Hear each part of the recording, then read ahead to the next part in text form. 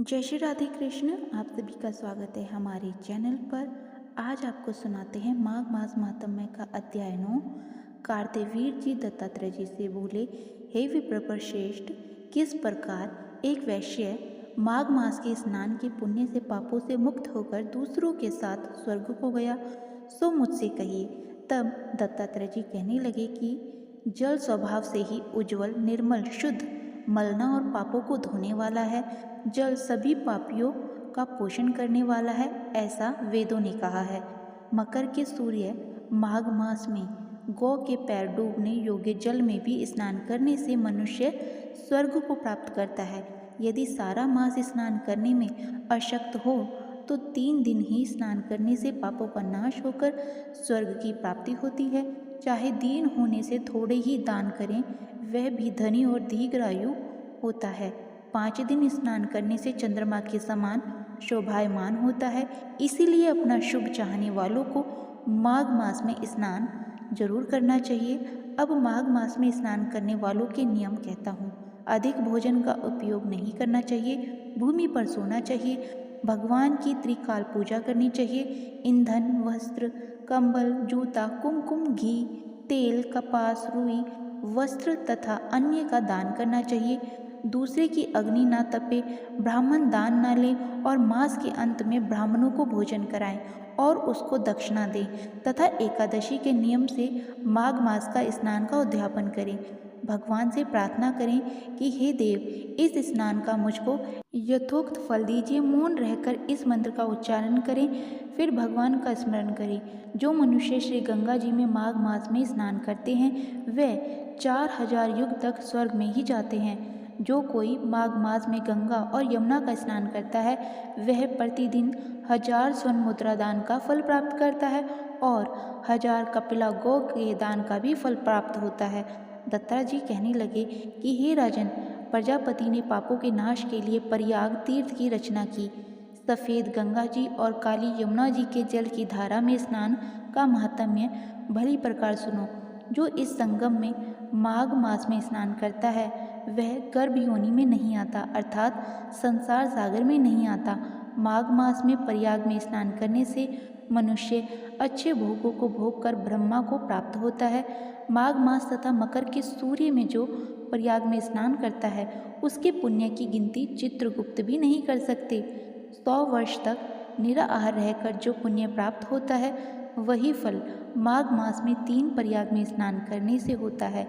जो फल 100 वर्ष तक योगाभ्यास करने से मिलता है, जैसे सांप पुरानी केचुली को छोड़कर नया रूप ग्रहण कर लेता है, वैसे ही माघ मास में स्नान करने से मनुष्य पापों को छोड़कर स्वर्ग को प्राप्त होता है। राजन, जिसको अमृत कहा है वह ये त्रिवेणी ही है। ब्रह्मा, शिव, रुद्र, आदित्य, गंधर्व, लोकपाल, यक्ष, ब्राह्मणी, पार्वती, लक्ष्मी, शची, नैना, अदिति, संपूर्ण देव पत्नियां, मेनका, उर्वशी, पितृ, मनुष्यगण, कलयुग में गुप्त और सतयुग में प्रत्यक्ष सब देवता माघ मास में स्नान करने के लिए आते हैं। इन दिनों माघ मास में प्रयाग में स्नान करने से जो फल मिलता है वे ईश्वर ही कह सकता है। मनुष्य में कहने की शक्ति नहीं है। हजारों अश्वमेध यज्ञ करने से भी यह फल प्राप्त नहीं होता। पूर्व समय में कांचन मल्ली ने इस स्नान का फल राक्षस को दिया था और इससे वह पापी मुक्त हो गया था।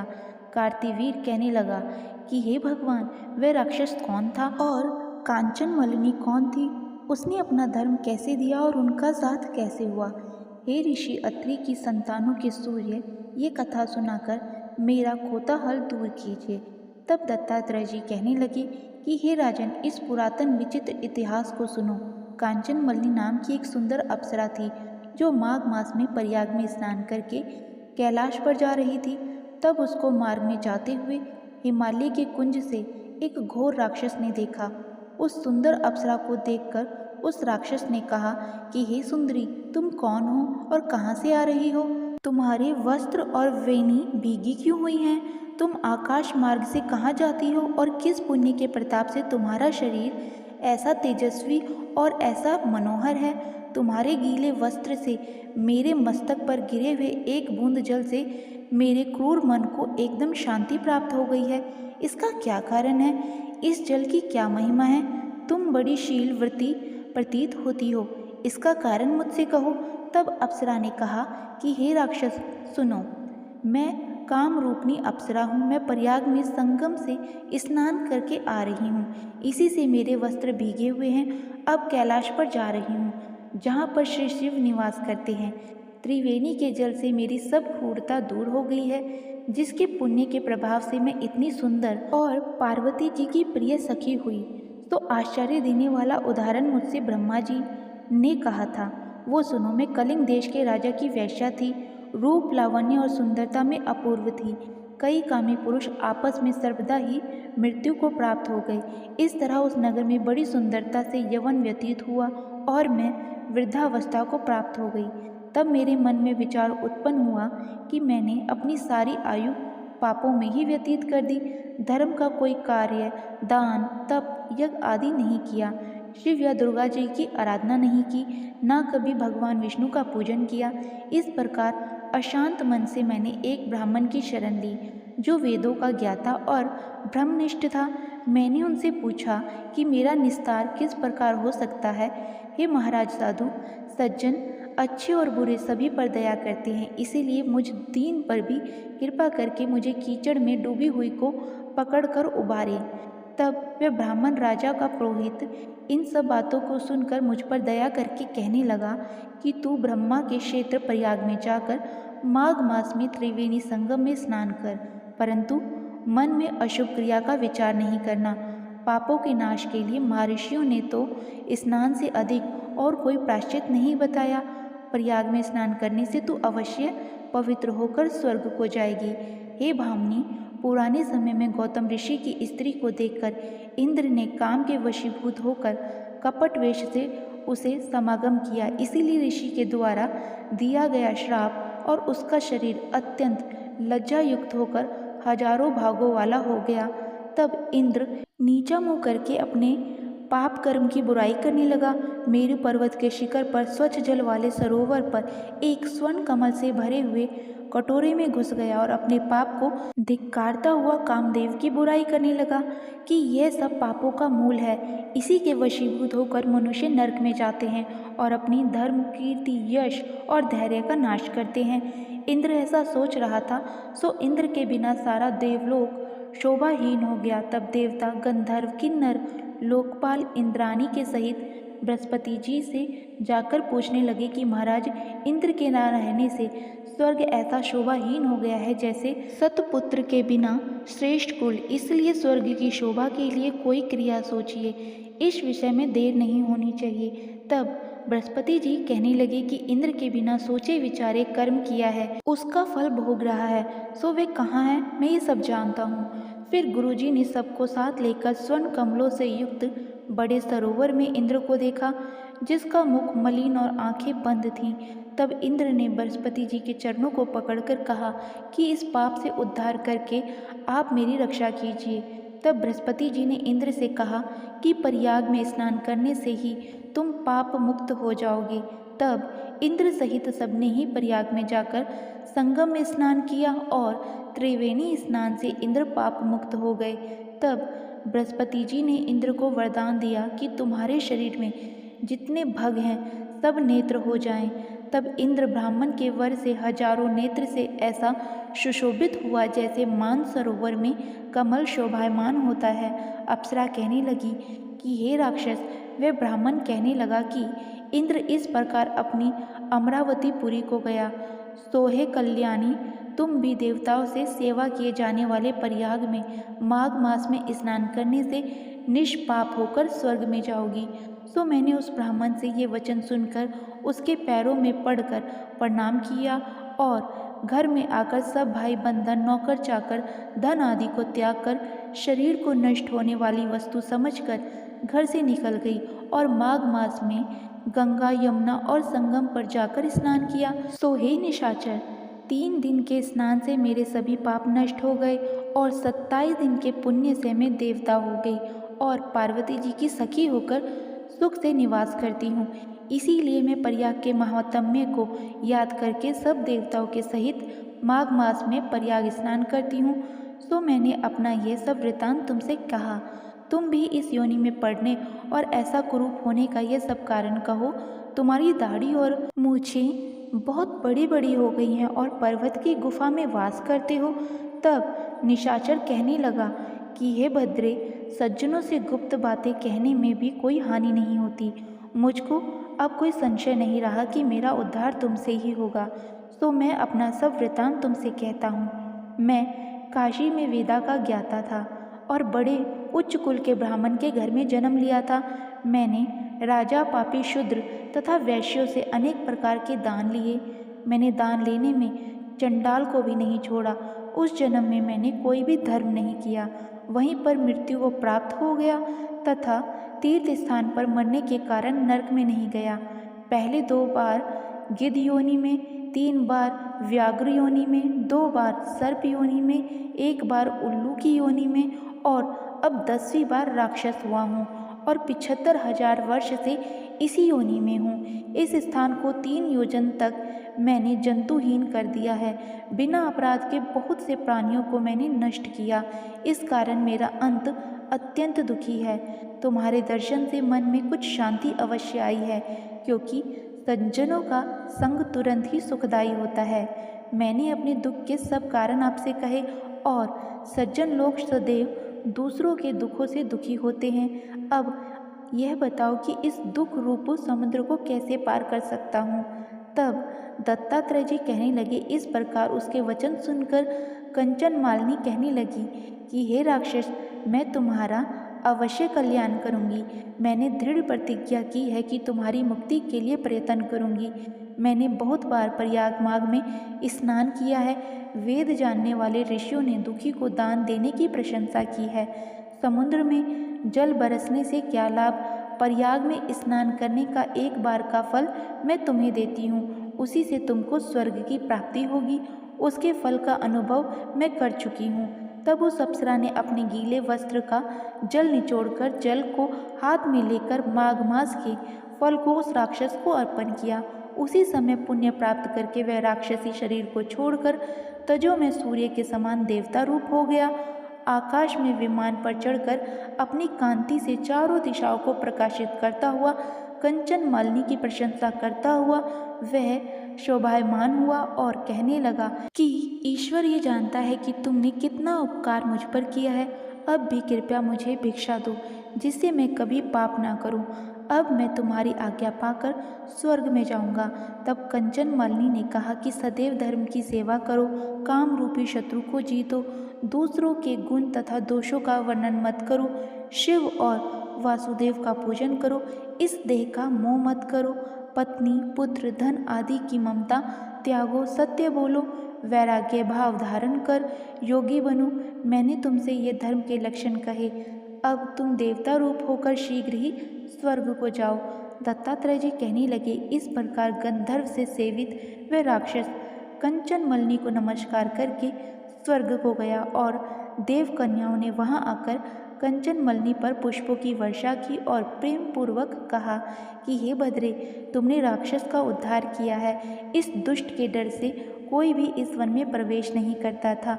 अब हम निडर होकर विचरेंगे। इस प्रकार कंचन मालिनी उस राक्षस का उद्धार करके प्रेम पूर्वक देव कन्याओं से क्रीड़ा करते हुए शिवलोक को गई। इससे आगे का वृत्तांत आप अगले अध्याय में सुनेंगे। अब आप सुनिए श्रीमद् भागवत महापुराण की आगे की कथा। प्रेम से बोलिए श्रीमद् भागवत महापुराण की जय। श्री सुखदेव जी कहते हैं, राजन मुनिवर, मैत्री जी के मुख से ये परम पुण्यमय कथा सुनकर श्री विदुर जी ने फिर पूछा, क्योंकि भगवान की लीला कथा में इनका अत्यंत अनुराग हो गया था। विदुर जी ने कहा, मुनि, स्वयंभू ब्रह्मा जी के प्रिय पुत्र महाराज स्वयंभू मनु ने अपनी प्रिय पत्नी शत्रुपा को पाकर फिर क्या किया? आप साधु शिरोमणि हैं, आप मुझे आदिराज राजश्री स्वयंभू मनु का पवित्र चरित्र सुनाइए। वह श्री विष्णु भगवान के शरणापुर के चरणाविद विराजमान हैं। उन भक्त जनों के गुणों का श्रवण करना ही मनुष्य के बहुत दिनों तक किए हुए शास्त्र अभ्यास के श्रम का मुख्य फल है। ऐसे विद्वानों का श्रेष्ठ मत है। श्री सुखदेव जी कहते हैं, राजन विदुर जी के भगवान श्री हरि के चरणाश्रित भक्त थे। उन्होंने जब विनय पूर्वक भगवान की कथा के लिए प्रेरणा की।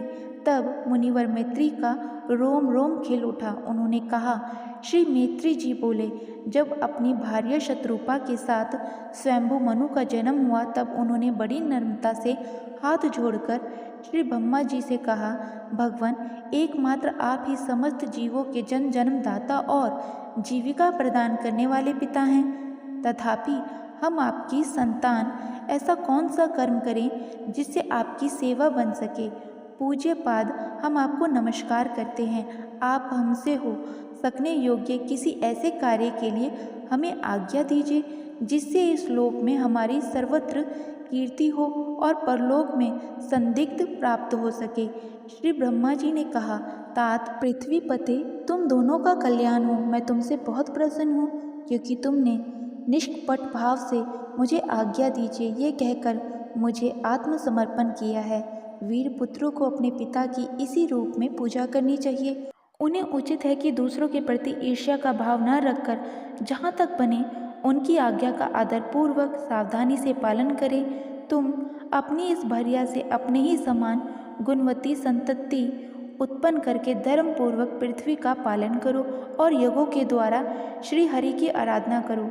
राजन, प्रजा पालन से मेरी बड़ी सेवा होगी और तुम्हें प्रजा का पालन करते देखकर भगवान श्री हरि भी तुमसे बहुत प्रसन्न होंगे।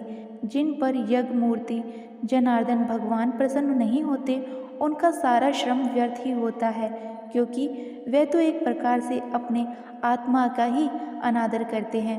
मनु जी ने कहा, पाप का नाश करने वाले पिताजी, मैं आपकी आज्ञा का पालन अवश्य करूँगा, किंतु आप इस जगत में मेरे और मेरे भावी प्रजा के रहने के लिए स्थान बताइए। देव, सब जीवों का निवास स्थान पृथ्वी इस समय प्रलय के जल में डूबा हुआ है। आप इस देवी के उद्धार का प्रयत्न कीजिए। श्री मैत्री जी ने कहा, पृथ्वी को इस प्रकार अथाह जल में डूबी देखकर ब्रह्मा जी बहुत देर तक मन में सोचते रहे कि इसे कैसे निकालूं। जिस समय मैं लोक रचना में लगा हुआ था उस समय पृथ्वी जल में डूब जाने से रसातल हो चली गई। हम लोग सृष्टि कार्य से नियुक्त हैं, अतः इसके लिए हमें क्या करना चाहिए। अब तो जिनके संकल्प मात्र से मेरा जन्म हुआ है वे सर्वशक्तिमान श्री हरि ही मेरा यह काम पूरा करें। निष्पाप विदुर जी, ब्रह्मा जी इस प्रकार विचार कर ही रहे थे कि उनके नासा छिद्र से अकस्मात अंगूठे के बराबर आकार का एक वराह शिशु निकला। भारत, बड़े आश्चर्य की बात तो यही हुई कि आकाश में खड़ा हुआ वह वराह शिशु ब्रह्मा जी के देखते ही देखते बड़ा होकर क्षण भर में हाथी के बराबर हो गया। उस विशाल वराह मूर्ति को देखकर मरीच आदि मुनि जन सनकादिक सहित श्री ब्रह्मा जी तरह तरह के विचार करने लगे। अहो, सुकूर के रूप में आज ये कौन दिव्य प्राणी यहाँ प्रकट हुआ है। ऐसा आश्चर्य है, ये अभी अभी मेरी नाक से निकला था।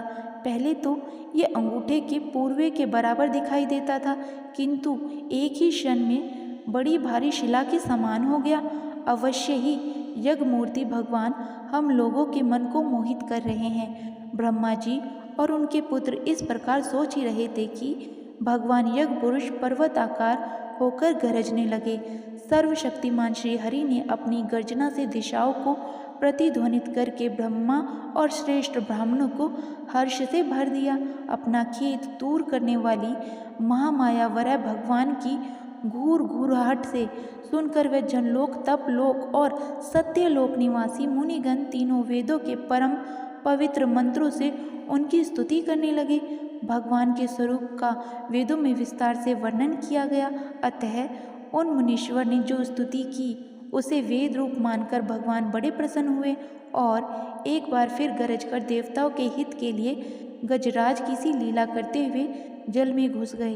पहले वे सकर रूप भगवान पूंछ उठाकर बड़े वेग में आकाश में उछले और अपनी गर्दन के बालों को फटकार कर खुर के आहत से बादलों को चीरते हुए, उनका शरीर बड़ा कठोर था, त्वचा पर बड़े बड़े बाल थे, दाढ़ें सफ़ेद थी और नेत्रों से तेज निकल रहा था। उस समय उनकी बड़ी शोभा हो रही थी।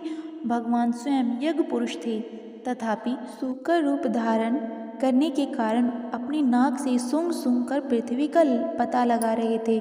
उनकी दाढ़ी बड़ी कठोर थी। इस प्रकार यद्यपि वे बड़े क्रूर जान पड़ते थे, तथापि अपनी स्तुति करने वाले मरीच आदि मुनियों की ओर बड़ी सौम्य दृष्टि से निहारते हुए उन्होंने जल में प्रवेश किया। जिस समय उनका वज्र में पर्वत के समान कठोर जल में गिरा, तब उसके वेग से मानो समुद्र का पेट फट गया और उसमें बादलों की गड़गड़ाहट के समान बड़ा भीषण शब्द हुआ। उस समय ऐसा जान पड़ता था मानो अपनी उत्तांग रूप भुजाओं को उठाकर बड़े आत्मस्वर से हे यज्ञेश मेरी रक्षा करो इस प्रकार पुकार रहा है। तब भगवान यज्ञमूर्ति अपने बाण के समान पैने खुर से जल को चीरते हुए उस अपार जल राशि के उस पार पहुँचे। वहाँ रसातल में उन्होंने समस्त जीवों की आश्रयभूता पृथ्वी को देखा, जिसे कल्पा में शयन करने के लिए उद्धत श्रीहरि ने स्वयं अपने ही उदर में लीन कर लिया था।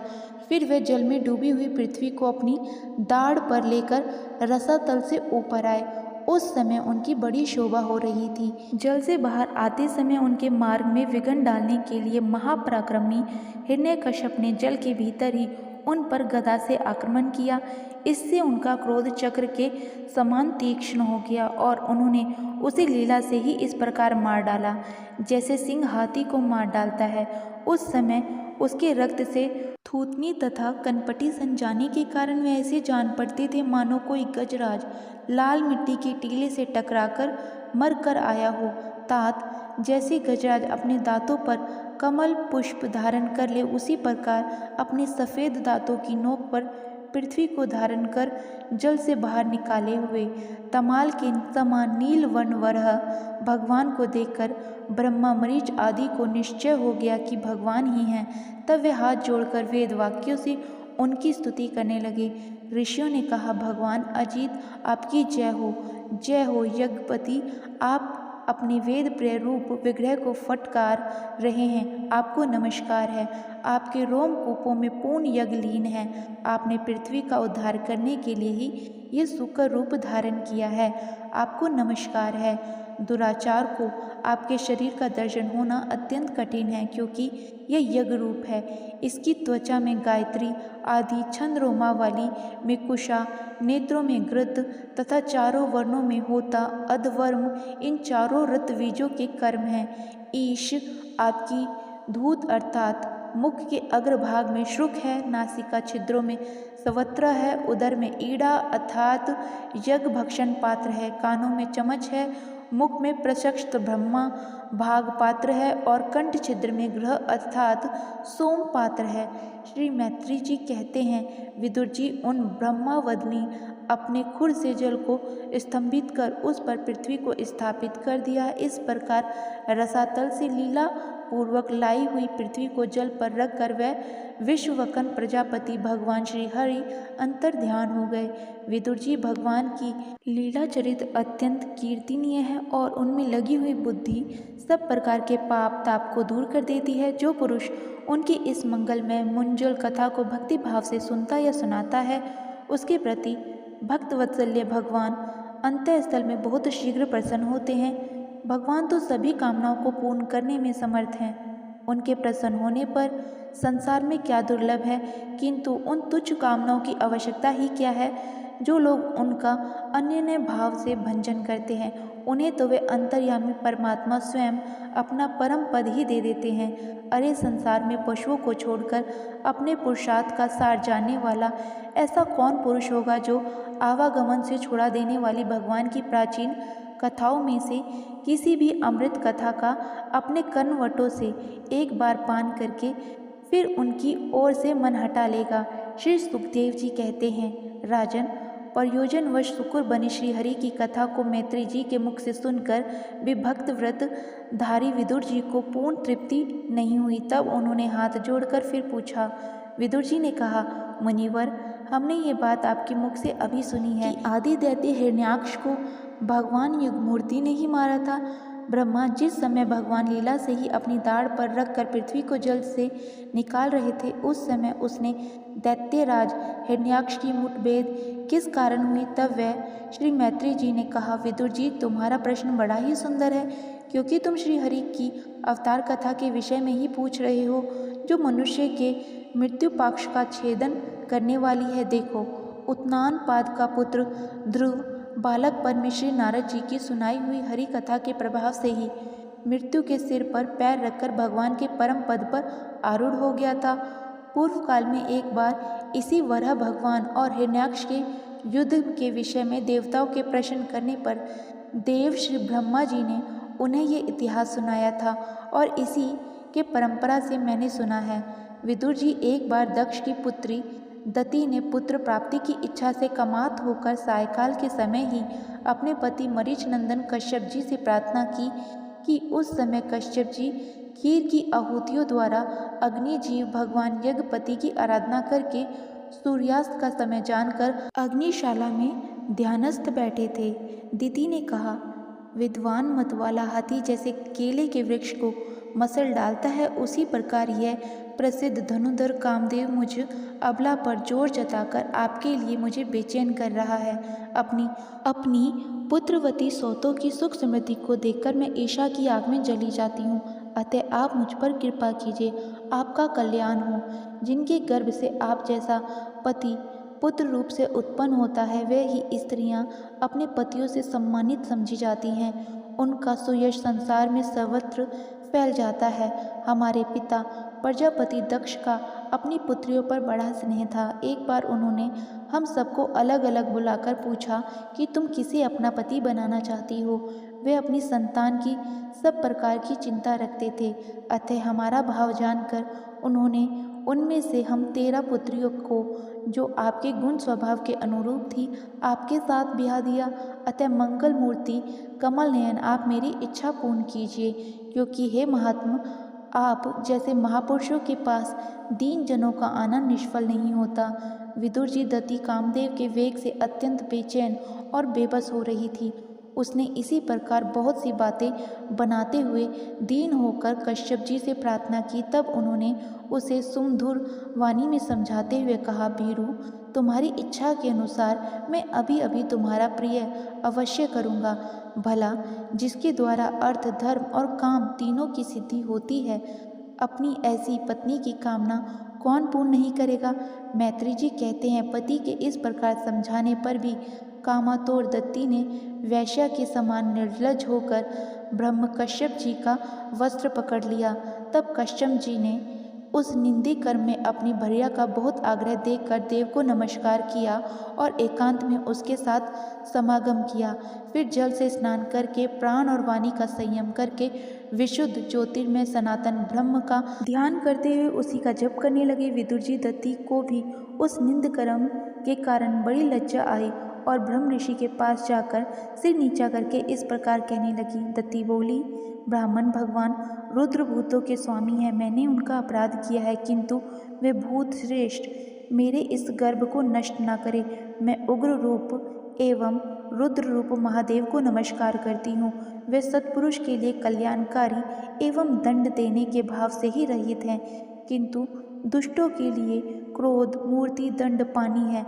हम स्त्रियों पर तो व्याध भी दया करते हैं।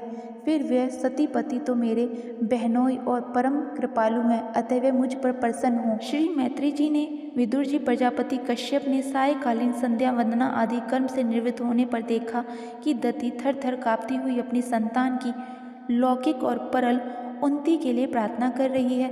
तब उन्होंने उससे कहा, कश्यप जी ने कहा, तुम्हारा चित्त काम वासना से मलिन था, वह समय भी ठीक नहीं था और तुमने मेरी बात भी नहीं मानी तथा देवताओं की भी अवहेलना की। हे दति, तुम्हारी कोख से 2 बड़े ही अमंगलमय और अधम पुत्र उत्पन्न होंगे। वे बार बार संपूर्ण लोक और लोकपालों को अपने अत्याचारों से रुलाएंगे। तब उनके हाथ से बहुत से निरपराध और दीन प्राणी मारे जाने लगेंगे, स्त्रियों पर अत्याचार होने लगेंगे और महात्माओं को शुभ किया जाने लगेगा। उस समय संपूर्ण लोकों की रक्षा करने वाले श्री जगदीश्वर कुपित होकर अवतार लेंगे और इंद्र जैसे पर्वतों का दमन करता है, उसी प्रकार उनका वध करेंगे। दत्ती ने कहा, प्रभु, यही मैं भी चाहती हूँ कि यदि मेरे पुत्रों का वध हो तो वह साक्षात भगवान चक्रपाणि के हाथ से ही हो, कुपित ब्राह्मणों के शाप आदि से न हो। जो जीव ब्राह्मणों के शाप से दग्ध अथवा प्राणियों को भय देने वाला होता है, वे किसी भी योनि में जाए उस पर नार की जीव भी दया नहीं करते। कश्यप जी ने कहा, देवी तुमने अपने किए पर शोक और पश्चाताप प्रकट किया है। तुमने शीघ्र ही उचित अनुचित का विचार भी हो गया तथा भगवान विष्णु शिव और मेरे प्रति भी तुम्हारा बहुत आदर जान पड़ता है। इसीलिए तुम्हारे एक पुत्र के 4 पुत्रों में से एक ऐसा होगा जिसका सत्पुरुष भी मान करेंगे और जिसके पवित्र यश को भक्तजन भगवान के गुणों के साथ गाएंगे। जिस प्रकार खोटे सोने को बार बार तपाकर शुद्ध किया जाता है, उसी प्रकार साधुजन उसके स्वभाव का अनुकरण करने के लिए निवत आदि उपायों से अपने अंतःकरण को शुद्ध करेंगे। जिनकी कृपा से उन्हीं का स्वरूप भूत यह जगत आनंदित होता है, वे स्वयं प्रकाश भगवान भी उसकी अनन्य भक्ति से संतुष्ट हो जाएंगे। दत्ती, वह बालक बड़ा ही भगवत भक्त, उदार हृदय, प्रभावशाली और महान पुरुषों का भी पूज्य होगा तथा प्रौढ़ भक्ति भाव से विशुद्ध और भावत हुए अंतःकरण में श्री भगवान को स्थापित करके देह अभिमान को त्याग देगा। वह विषयों में अनासक्त, शीलवान, गुणों का भंडार तथा दूसरों की समृद्धि में सुख और दुख में दुख मानने वाला होगा। उसका कोई शत्रु नहीं होगा तथा चंद्रमा जैसे ग्रीष्म ऋतु में तप को हर लेता है, वैसे ही वह संसार के शोक को शांत करने वाला होगा। जो इस संसार के बाहर भीतर सब और विराजमान है, अपने भक्तों की इच्छा अनुसार समय समय पर मंगल विग्रह प्रकट करते हैं और लक्ष्मी रूप लावण्य मूर्ति ललना की भी शोभा बढ़ाने वाले हैं तथा जिनका मुखमंडल झिलमिलाते हुए कुंडल से सुशोभित है, उन परम पवित्र कमल नयन श्री हरि का तुम्हारे पुत्र को प्रत्यक्ष दर्शन होगा।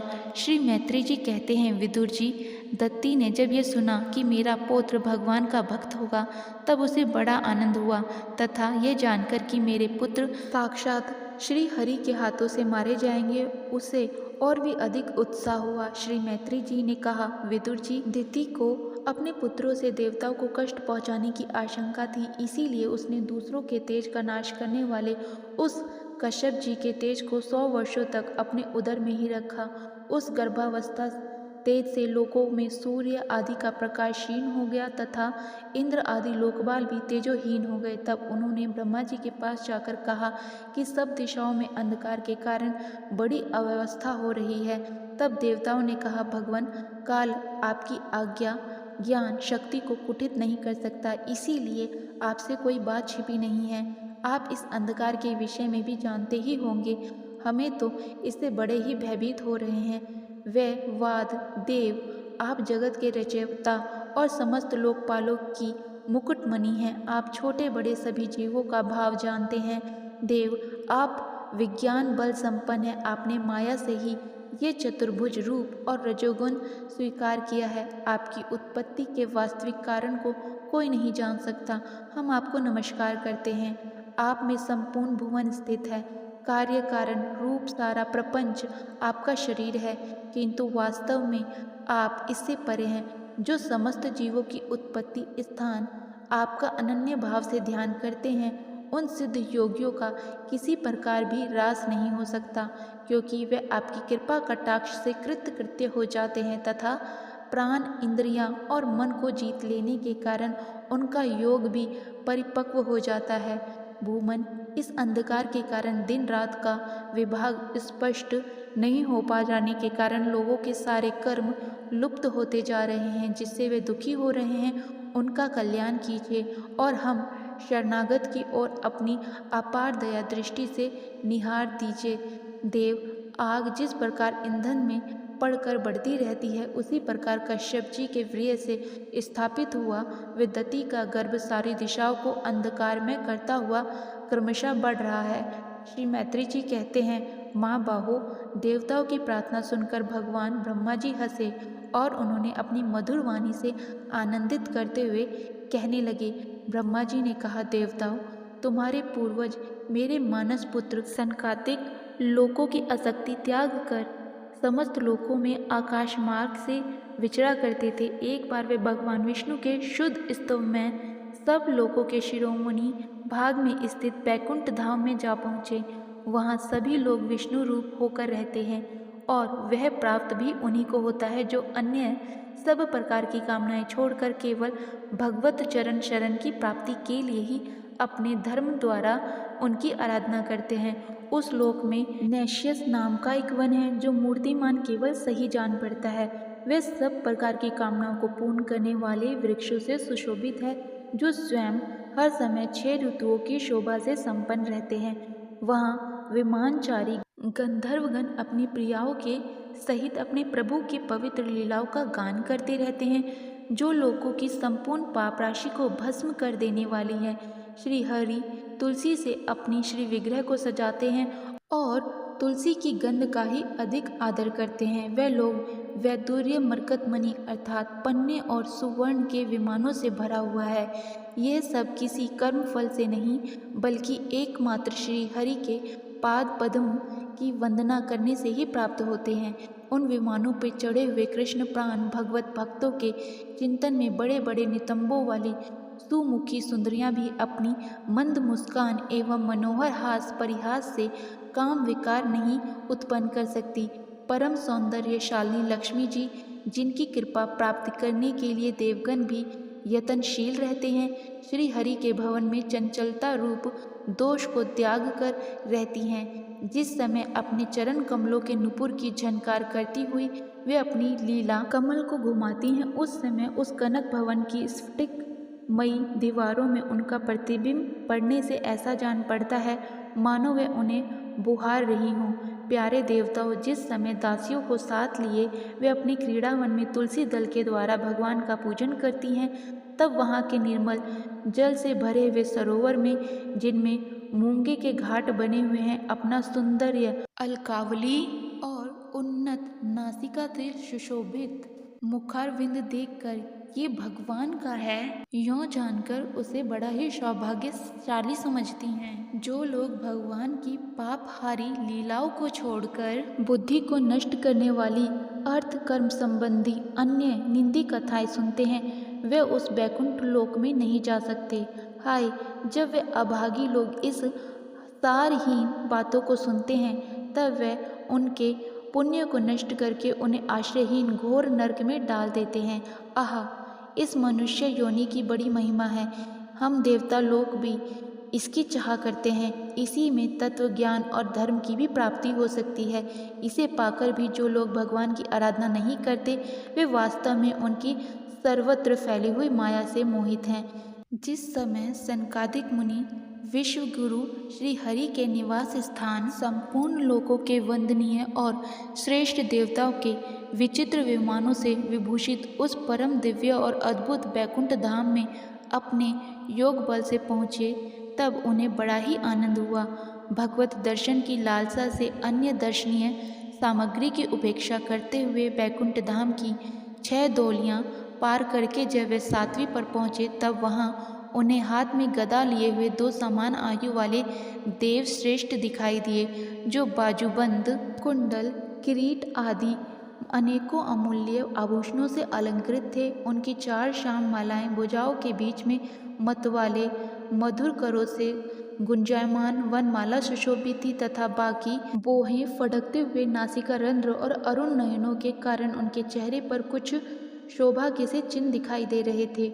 उनके इस प्रकार देखते रहने पर भी वे मुनिगण उनसे बिना कुछ पूछताछ किए, जैसे सुवर्ण और जमै की वाड़ों से युक्त पहली 6 ठोड़ी लांघ कर आए थे, उसी प्रकार उनके द्वार में भी घुस गए। उनकी दृष्टि तो सर्वत्र समान थी और वे निशंक होकर सर्वत्र बिना किसी रोक टोक के विचर रहे थे। वे चारों कुमारपूर्ण तत्व ज्ञान पर भी देखने में 5 वर्ष के बालक से जान पड़ते थे और दिगंबर वृत्ति से रहते थे। उन्हें इस प्रकार की निसंकोच रूप से भीतर जाते देखकर उन द्वारपालों ने भगवान के शील स्वभाव के विपरीत सनकादिक तेज की हंसी उड़ाते हुए उन्हें बेत अड़ाकर रोक दिया। यद्यपि वे ऐसा दुर्व्यवहार के योग्य नहीं थे। जब उन द्वारपालों ने बैकुंठवासी देवताओं के सामने पूजा के सर्वश्रेष्ठ पात्र उन कुमारों को इस प्रकार रोका, तब अपने प्रियतम प्रभु के दर्शनों में विघ्न पड़ने के कारण उनके नेत्र सहसा कुछ कुछ क्रोध से लाल हो उठे और वे इस प्रकार कहने लगे। मुनियों ने कहा, अरे द्वारपालों, जो लोग भगवान की महती सेवा के प्रभाव से इस लोक को प्राप्त होकर यहाँ निवास करते हैं, वे तो भगवान के समान ही समदर्शी होते हैं। तुम दोनों भी उन्हीं में से हो, किंतु तुम्हारे स्वभाव से मैं यह विषमता क्यों है? भगवान तो परम शांत स्वभाव हैं, उनका किसी से विरोध भी नहीं। फिर यहाँ ऐसा कौन है जिस पर शंका की जा सके? तुम स्वयं कपटी हो, इसी से अपने ही समान दूसरों पर शंका करते हो। भगवान के उदर में वह सारा ब्रह्मांड स्थित है, इसलिए यहाँ रहने वाले ज्ञानी जन सर्व आत्मा श्री हरि से अपना कोई भेद नहीं देखते, बल्कि महाकाश में घटाकाश की भांति उनमें अपना अंत भाव देखते हैं। तुम तो देव रूपधारी हो, फिर भी तुम्हें ऐसा क्या दिखाई देता है जिससे तुमने भगवान के साथ कुछ भेदभाव के कारण होने वाले भय की कल्पना कर ली? तुम तो इन भगवान बैकुंठनाथ के पार्षद, किंतु तुम्हारी बुद्धि बहुत मंद है। अतः तुम्हारा कल्याण करने के लिए हम तुम्हारे अपराध के योग्य दंड का विचार करते हैं। तुम अपनी भेद बुद्धि के दोष से इस बैकुंठ लोक से निकलकर उन पापम योनियों में जाओ जहाँ काम, क्रोध, लोभ प्राणियों के 3 शत्रु निवास करते हैं। सनकादिक आदि के ये कठोर वचन सुनकर और ब्राह्मणों के शाप को किसी भी प्रकार के शस्त्र समूह से निवारण होने योग्य न जानकर श्रीहरि के वे दोनों पार्षद अत्यंत दीन भाव से उनके चरण पकड़कर पृथ्वी पर लौट गए। वे जानते थे कि उनके स्वामी श्रीहरि भी ब्राह्मणों से बहुत डरते हैं। फिर उन्होंने अत्यंत आतुर होकर कहा, भगवान, हम अवश्य अपराधी हैं, अतः आपने हमें जो दंड दिया है वह उचित है और वह हमें मिलना ही चाहिए। हमने भगवान का अभिप्राय ना समझकर उनकी आज्ञा का उल्लंघन किया है, इससे हमें जो पाप लगा है वह आपके दिए हुए दंड से सर्वदा धुल जाएगा। किंतु हमारी इस दुर्दशा का विचार करके यदि करुणावश आपको थोड़ा सा भी अनुताप हो तो ऐसी कृपा कीजिए कि जिससे उन अधम योनियों में जाने पर भी हमें भगवत स्मृति को नष्ट करने वाला मोह न प्राप्त हो। इधर जब साधुजनों के हृदय धन भगवान कमलनाथ को मालूम हुआ कि मेरे द्वारपालों ने सनकादिक साधुओं का अनादर किया है, तब वे लक्ष्मी जी के सहित अपने उन्हीं श्री चरणों से चलकर वहां पहुंचे, जिन्हें परमहंस भी ढूंढते रहते हैं, सहज में पाते नहीं।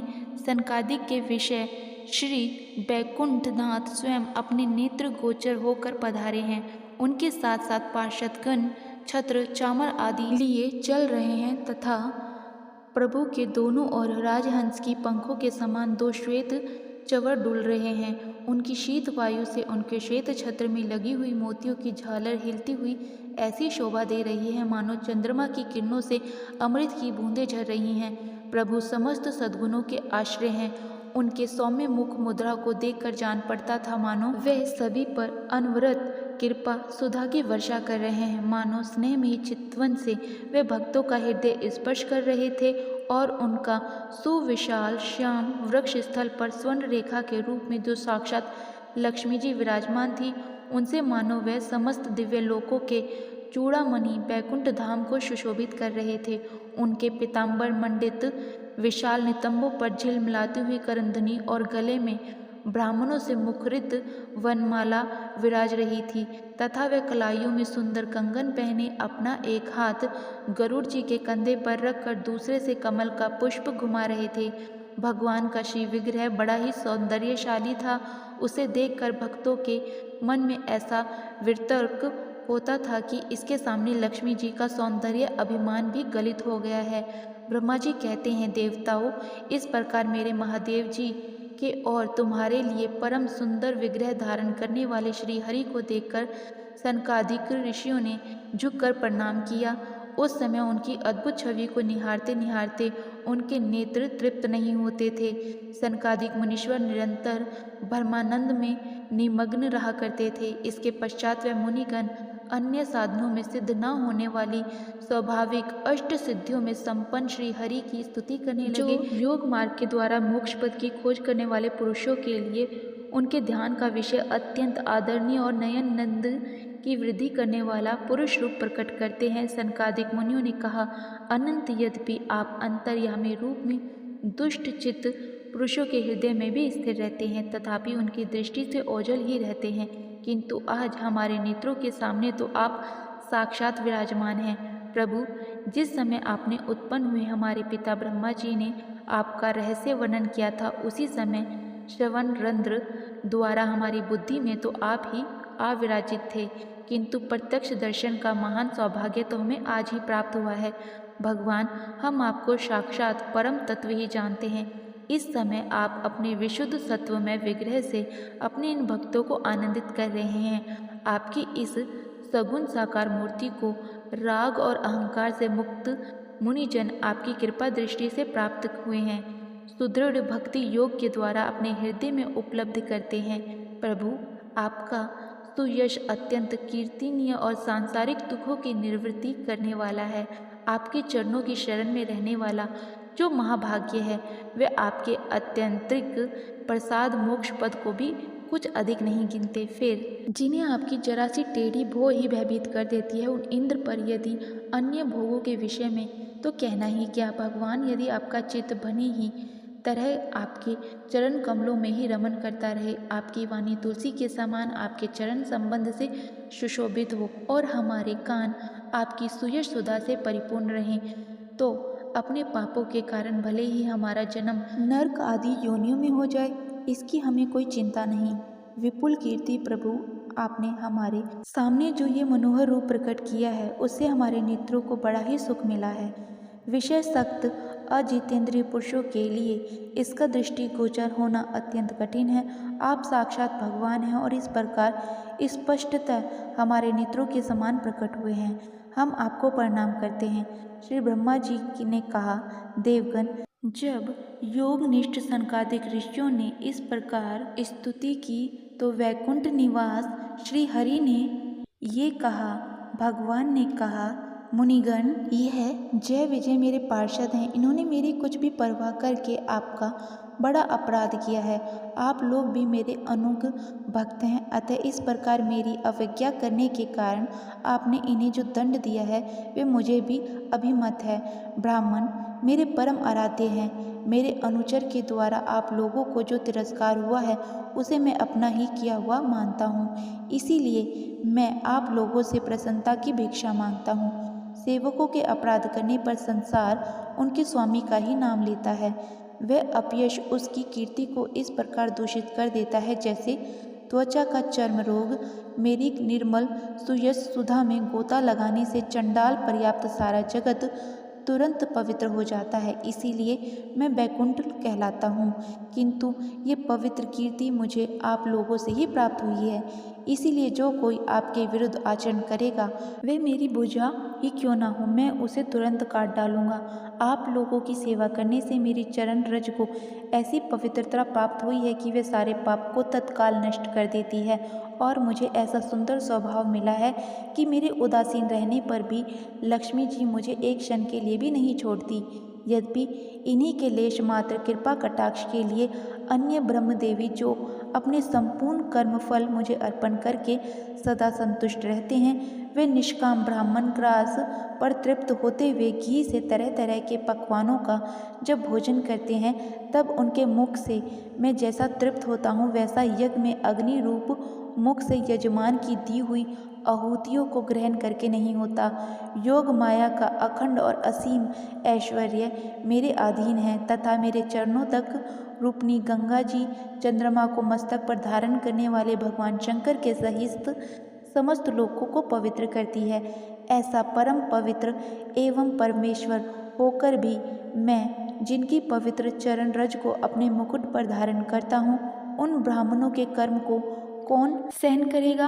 ब्राह्मण, दूध देने वाली गौएं और अनाथ प्राणी ये मेरे ही शरीर हैं। पापों के द्वारा विवेक दृष्टि नष्ट हो जाने के कारण जो लोग इन्हें मुझसे भिन्न समझते हैं, उन्हें मेरे द्वारा नियुक्त यमराज के घृत जैसे दूत जो सर्प के समान क्रोधी हैं, अत्यंत क्रोधित होकर अपनी चोंचों से नोचते हैं। ब्राह्मण तिरस्कार पूर्वक कटु भाषण भी करे तो भी उससे मेरी भावना करके प्रसन्न चित्त से तथा अमृत भरी मुस्कान से युक्त मुख कमल से उसका आदर करते हैं तथा जैसे रूठे हुए पिता को पुत्र और आप लोगों को मैं मनाता हूँ, उसी प्रकार जो प्रेम पूर्ण वचनों से प्रार्थना करते हुए उन्हें शांत करते हैं, वे मुझे अपने वश में कर लेते हैं। मेरा इन सेवकों ने मेरा अभिप्राय न समझकर ही आप लोगों का अपमान किया है, इसीलिए मेरे अनुरोध से आप केवल इतनी कृपा कीजिए कि इनका यह निर्वासन काल शीघ्र ही समाप्त हो जाए। यह अपने अपराध के अनुरूप अधम गति को भोग कर शीघ्र ही मेरे पास लौट आए। श्री ब्रह्मा जी कहते हैं, देवताओं सनकादिक ऋषि क्रोध रूप सर्प से डसे हुए थे, तो भी उनका चित्त अंतःकरण को प्रकाशित करने वाली भगवान की मंत्र में सुमधुर वाणी सुनते सुनते तृप्त नहीं हुआ। भगवान की उचित बड़ी ही मनोहर और थोड़े अक्षरों वाली थी, किंतु वे इतनी अर्थपूर्ण सार युक्त दुर्विजय और गंभीर थी कि बहुत ध्यान देकर सुनने और विचार करने पर भी वह यह न जान सके कि भगवान क्या कहना चाहते हैं। भगवान की इस अद्भुत उदारता को देखकर वे बहुत आनंदित हुए और उनका अंग अंग पुलकित हो गया। फिर योग माया के प्रभाव से अपने परम ऐश्वर्य का प्रभाव प्रकट करने वाले प्रभु से वे हाथ जोड़कर कहने लगे।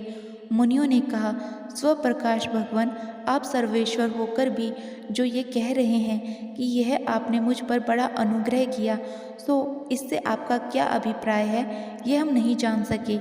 प्रभु, आप ब्राह्मणों के परम हितकारी हैं, इससे लोक शिक्षा के लिए आप भले ही ऐसा माने कि ब्राह्मण मेरे आराध्य देव हैं। वस्तुतः तो आप ब्राह्मणों तथा देवताओं के भी देवता ब्रह्मदेवी हैं। सनातन धर्म आपसे ही उत्पन्न हुआ है। आपके अवतारों के द्वारा ही समय समय पर उसकी रक्षा होती है तथा निर्विकार स्वरूप आप ही धर्म के परम गुही रहस्य है। यह शास्त्रों का मत है। आपकी कृपा से निर्वित परायण योगी जहन सहज में ही मृत्यु रूप संसार सागर से पार हो जाते हैं। फिर भला दूसरा कोई आप पर क्या कृपा कर सकता है। भगवान, दूसरा अर्थ जन जिनके चरण रज को सर्वदा अपने मस्तक पर धारण करते हैं, वे लक्ष्मी जी निरंतर आपकी सेवा में लगी रहती हैं। सो ऐसा जान पड़ता है कि भाग्यवान भक्तजन आपके चरणों पर जो नूतन तुलसी की मालाएं अर्पण करते हैं, पर गुंजरी आपके पाद पद को ही अपना निवास स्थान बनाना चाहती है, किंतु अपने पवित्र चरित्र से निरंतर सेवा में तत्पर रहने वाली उन लक्ष्मी जी का भी आप विशेष आदर नहीं करते। आप तो अपने भक्तों से ही विशेष प्रेम रखते हैं। आप स्वयं ही संपूर्ण भंजनी गुणों के आश्रय हैं। क्या जहाँ तहाँ विचरते हुए ब्राह्मणों के चरणों में लगने से पवित्र हुए मार्ग की धूलि और श्री वत्स का चिन्ह आपको पवित्र कर सकता है? क्या इनसे आपकी शोभा बढ़ सकती है? भगवान, आप साक्षात धर्म स्वरूप, आप सत्य आदि तीनों गुणों में प्रत्यक्ष रूप से विद्यमान रहते हैं तथा ब्राह्मण और देवताओं के लिए तप, शौच और दया, आपने इन तीन चरणों से इस चराचर जगत की रक्षा करते हैं। अब आप अपनी शुद्ध सत्वम वरदायिनी मूर्ति से हमारे धर्म विरोधी रजोगुण तमोगुण को दूर कर दीजिए। देव, ये ब्राह्मण कुल आपके द्वारा अवश्य रक्षण है। यदि साक्षात धर्म रूप होकर भी आप सुमधुर वाणी और पूजन आदि के द्वारा इस उत्तम कुल की रक्षा ना करें, तो आपका निश्चित किया हुआ कल्याण मार्ग ही नष्ट हो जाए, क्योंकि लोग तो श्रेष्ठ पुरुषों के आचरण को ही प्रमाण रूप से ग्रहण करता है। प्रभु, आप सत्व गुण की खान हैं और सभी जीवों का कल्याण करने के लिए उत्सुक हैं। इसी से आप अपनी शक्ति, रूप, राजा आदि के द्वारा धर्म के शत्रुओं का संहार करते हैं, क्योंकि वेद मार्ग का उच्छल आपको अभिष्ट नहीं है। आप त्रिलोकीनाथ और जगत प्रतिपालक होकर भी ब्राह्मणों के प्रति इतने नर्म रहते हैं, इससे आपके तेज की कोई हानि नहीं होती। यह तो आपकी लीला मात्र है। सर्वेश्वर, इन द्वारपालों को आप जैसे उचित समझो वैसा दंड दें। आप अथवा इसे पुरस्कार रूप में इनकी वृत्ति बढ़ा दें। हम निष्पक्ष भाव से सब प्रकार आपसे सहमत हैं, अथवा हमने आपके निरपराध अनुचर को शाप दिया है, इसलिए हम ही को उचित दंड दें। हमें वह भी सहर्ष स्वीकार है। श्री भगवान ने कहा, मुनिगण, आपने इन्हें जो शाप दिया है, सच जानिए वे मेरी ही प्रेरणा से हुआ है। अब ये शीघ्र ही दैत्य योनि को प्राप्त होंगे और वे क्रोध आवेद से बढ़ी हुई एकाग्रता के कारण सुहृद योग संपन्न होकर फिर जल्दी ही मेरे पास लौट आएंगे। श्री ब्रह्मा जी कहते हैं, फिर उन मुनीश्वरों ने नैना भी राम भगवान विष्णु और उनके स्वयं प्रकाश वैकुंठ धाम के दर्शन करके प्रभु जी की परिक्रमा की और उन्हें प्रणाम कर तथा उनकी आज्ञा पाकर भगवान के ऐश्वर्य का वर्णन करते हुए प्रमुदित होकर वहां से लौट गए। फिर भगवान ने अपने अनुचर से कहा, जाओ, मन में किसी प्रकार का भय मत करो, तुम्हारा कल्याण होगा। मैं सब कुछ करने में सम होकर भी ब्रह्म तेज को मिटाना नहीं चाहता, क्योंकि ऐसा ही मुझे अभिमत भी है। एक बार जब मैं योग निद्रा में स्थित हो गया था, तब तुमने द्वार में प्रवेश करती हुई लक्ष्मी जी को रोका था। उस समय उन्होंने क्रोधित होकर पहले ही तुम्हें ये श्राप दिया था। अब दैत्य योनि में मेरे प्रति क्रोध आकर वृत्ति रहने से तुम्हें जो एकाग्रता होगी, उससे तुम इस विप्र तिरस्कार जनित पाप से मुक्त हो जाओगे और फिर थोड़े ही समय में मेरे पास लौट आओगे। द्वारपालों को इस प्रकार आज्ञा देकर भगवान ने विमानों की श्रेणियों से सुसज्जित अपने सर्वाधिक श्री संपन्न धाम में प्रवेश किया। वे देव श्रेष्ठ जय विजय तो ब्रह्म श्राप के कारण उस अलनी भगवत धाम में ही श्रीहीन हो गए और उनका सारा गर्व गलित हो गया। पुत्रों, फिर जब वह बैकुंठ लोक से गिरने लगे, तब वह श्रेष्ठ विमानों पर बैठे हुए बैकुंठ वासियों में महान हाहाकार मच गया। इस समय दति के गर्भ में स्थित जो कश्यप जी का उग्र तेज है, उसमें भगवान के उन पार्षद प्रवर ने प्रवेश किया। उन दोनों असुरों के तेज से ही तुम सबका तेज फीका पड़ गया है। इस समय भगवान ऐसा ही करना चाहते हैं, जो आदि पुरुष संसार की उत्पत्ति, स्थिति और लय के कारण है, जिनकी योग माया को बड़े बड़े योगी जन भी बड़ी कठिनता से पार कर पाते हैं। वे सत्व आदि तीनों गुणों के निर्याता श्री हरि हमारा कल्याण करेंगे। अब इस विषय में हमारे विशेष विचार करने से क्या लाभ हो सकता है। आज की कथा समाप्त होती है। जय श्री राधे कृष्ण। उम्मीद करते हैं आपको आज की कथा पसंद आई हो। पसंद आई हो तो वीडियो को अवश्य लाइक कीजिएगा और चैनल को सब्सक्राइब कीजिएगा।